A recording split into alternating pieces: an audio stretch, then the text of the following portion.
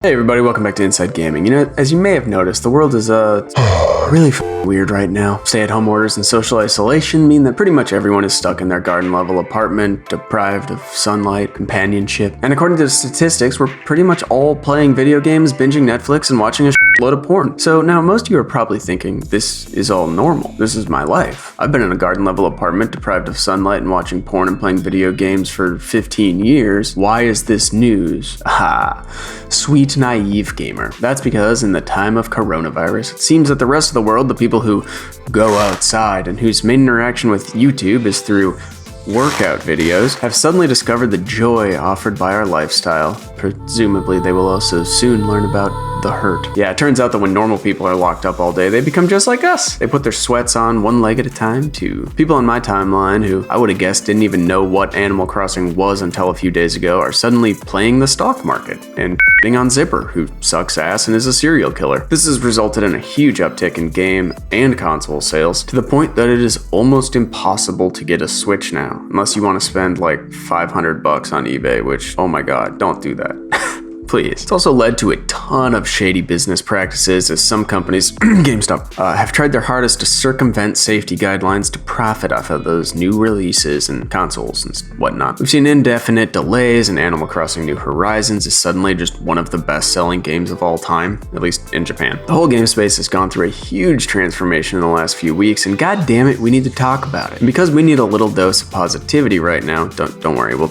still cover all the horrible bull companies are getting up to in the dailies. That's not going to change. But let's try and look at some of the nice things that have been happening kind of within the games industry in the last few weeks. So first of all, good lord, the sales, the deals, the cash you can save. Nearly every major studio and storefront has been offering major deals or just straight up giving their games away for free. Humble Bundle had an insane deal, $30 for at least $1,000 worth of games, books, and comics. And all of those profits went to COVID-19 support organizations. And it didn't hurt that the games were actually good. This was not a bundle of like a bunch of garbage ass Steam games. Hollow Knight was in there. Into the Breach was in there. It's a bunch of really good games. You can't open a launcher right now without seeing 80% off this or that, or Epic is giving away 2 free games a week. I think normally they do 1. PlayStation is giving away more games than normal. Pretty much everybody has got something going on. It's a great time to buy a bunch of games that you will never have the time to play. So my backlog has grown exponentially since the lockdown started, and I would probably need at least another year of lockdown to get through it. Most of those same companies have donated a whole lot of cash towards coronavirus relief efforts. This includes the obvious, like direct relief, donating masks and money to healthcare providers, research institutions, and people in need. But Sony also have set aside some of its $100 million relief fund for indie studios who probably don't have the bankroll to survive a pandemic. CEO Jim Ryan said, "We have earmarked $10 million to support our independent development partners." Good on you, Sony. While gaming has proven to be somewhat recession-proof in the past, along with liquor, healthcare, food services, etc., entertainment industries often do pretty well during recessions. If the real world sucks, people are willing to spend what little money they have on various forms of escape. Fortunately, this is not a normal recession, it's a pandemic, so it's become difficult or impossible for a lot of developers to continue work, especially for those indie developers. They aren't able to actively work on their games at a normal pace, or they have to delay their games. That could sink them. They're not sitting on a big old mountain of cash that can carry them through like Sony is. Hopefully these big publishers will continue to put a chunk of their earnings into charitable efforts until this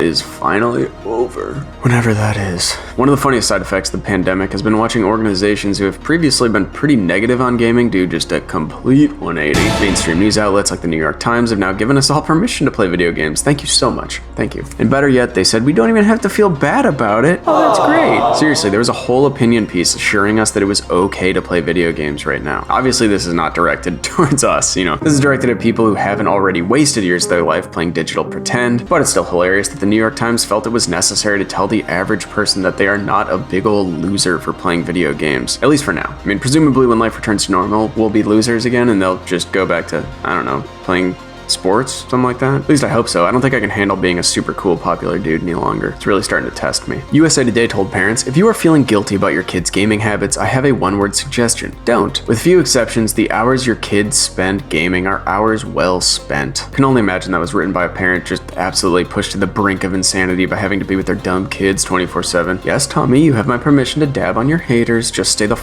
away from me. The World Health Organization propped up gaming as a good way to practice social distancing. Ray Chambers, the World Health Organization ambassador for global strategy, tweeted that we're at a crucial moment in defining outcomes of this pandemic. Games industry companies have a global audience. We encourage all to hashtag play a part together. More physical distancing plus other measures will help to flatten the curve and save lives. And that all seems well and good, but plenty of people were quick to point out that in 2018, the World Health Organization added gaming disorder to its list of diseases and medical conditions. But hey, apparently now, it's all good. In their defense, I looked up the symptoms of gaming disorder. They include affecting a person's family, social and work life, anxiety, depression, and stress. And considering that every single person on the planet has no family or social life right now, and probably has at least a little smack of anxiety, depression, and stress, how much worse could playing Animal Crossing for 12 hours really make things, honestly? A bunch of gaming companies jumped on board with the hashtag PlayApartTogether campaign we mentioned earlier. Basically, Blizzard, Riot, and others used the hashtag to promote the World Health Organization's safety guidelines and encourage gamers to follow them. And that whole Play a Part Together idea brings us to one of the biggest shifts we've seen in regards to the general public in video games. For a lot of people, many of whom probably don't really play a lot of video games normally, it's basically the entire social life now. Animal Crossing probably would have been a pretty big hit either way, but there is no doubt that the timing of its release, which you may have heard coincided with a massive global pandemic, definitely boosted its sales. Despite staying isolated, people really need a way to connect and socialize. And right now, there is just no better way to do that than in video games. Visiting someone's island and just hanging out, feels good, feels great. So good, in fact, that it's caused a huge strain on internet service providers. According to Verizon, gaming saw an increase of 75% every week in March. Steam also recorded its highest ever number of active users, topping out at a whopping 20 million. Right now, anything that gives us even the slightest illusion of normalcy is a-okay by us. I miss my friends. For kids, video games have become especially valuable. We've actually seen reports of parents holding kids' birthday parties in games like Roblox. Oh, that's so sad. And in Italy, one of the hardest hit countries, kids organized a huge Fortnite marathon. Apparently it was so big that it, along with the fact that everyone is online right now, caused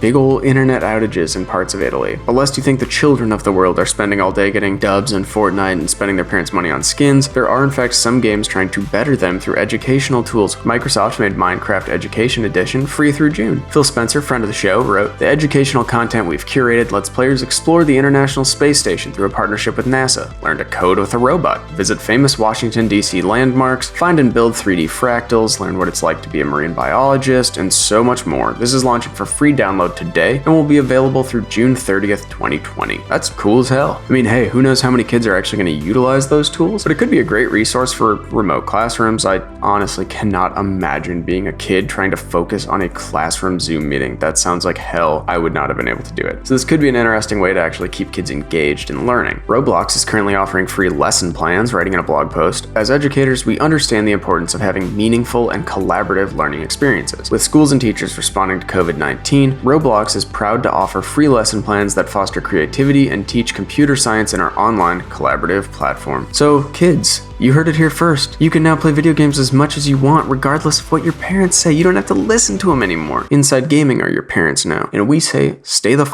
inside and play video games. Honestly, I've been playing video games so much. When this ends, I don't know that I will ever want to pick up a controller again. I'm at my breaking point. Seriously, I'm so bored. I've been playing the original Final Fantasy VII, a game I have no interest in, from a series I've never really been interested in, from a genre that I generally do not like, JRPGs, and I'm kind of enjoying it. So that is how bored I am right now. And I kind of checked with the rest of the Inside Gaming crew, and I am not alone. Caden's been playing some mobile trading card games. Connor's playing Animal Crossing despite being endlessly frustrated by it and complaining about it to everyone in our Slack. Amir bought a GameCube. I don't know how much he paid for it, but he bought one. Autumn's playing Elder Scrolls Online, and Zach, of course, is playing Yu-Gi-Oh! Championship Tournament 2004 Stairway to Destined Duel on Game Boy Advance. Whatever the holy f that is. I do not know and I don't care to find out. My point is, it's a good time to branch out. Try games you normally wouldn't be interested in. You have nothing but time on your hands and, you might actually like it. Or, at least be in enough existential dread to finish it and check something off your backlog. There's plenty more we could cover, but alas, I have to go back to wistfully looking out my window. Honestly though, if you need a little pick-me-up, it's worth looking into all the cool ways the game industry has responded to the COVID-19 crisis. We definitely did not cover even a fraction of it. Like we said though, don't worry, we'll still cover all the negative shit in the dailies to bring you all crashing back down to earth. So everyone,